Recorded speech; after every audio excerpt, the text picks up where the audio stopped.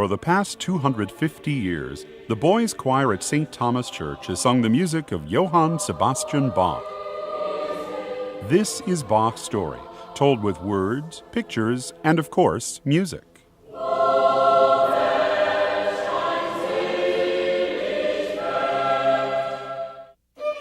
Our journey takes us across central Germany, from Bach's ancestral home in Eisenach to Ohrdruf and Lüneburg, where he grew up.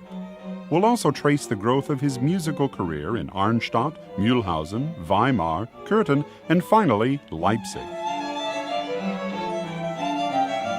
Johann Sebastian Bach lived from 1685 to 1750. Changes revolutionized Europe. Advances in science, politics, and literature affected kings and commoners alike. It was an age of fine art, architecture, and a time of celebrating the human spirit.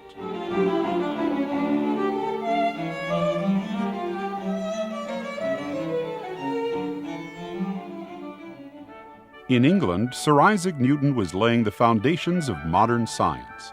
In France, Voltaire wrote Candide, and most of Germany was still known as the Holy Roman Empire. French, German, Italian, Dutch, and English artists were busy painting up a storm. In architecture, the Palace of Versailles set the tone for an entire age. Composers such as Handel, Telemann, and Vivaldi were famous. Bach's day was a flurry of creative excitement. Rich nobles constantly tried to outdo one another. They embellished clothes, houses, and lifestyles with ruffles and flourishes. Any prince worth his powdered wig had a staff of hired musicians. And whether your castle was in Germany or Scotland, French was the preferred language of the court. As far as music went, there wasn't much separation between secular and sacred. Music written and performed both in the king's chapel and in the village square glorified God. And if the king shared a bit of the spotlight, so be it.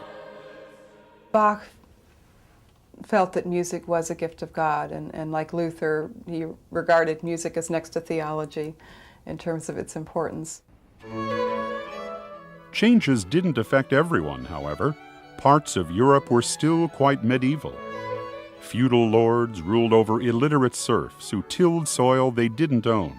And if the prince was Protestant, chances are you were too. Johann Sebastian Bach was born into a large musical family. He was the youngest son of Maria Elisabeth and Johann Ambrosius Bach, a prosperous town musician here in Eisenach. It was here, 200 years before, that Martin Luther made his famous translation of the New Testament in the Wartburg Castle overlooking the city.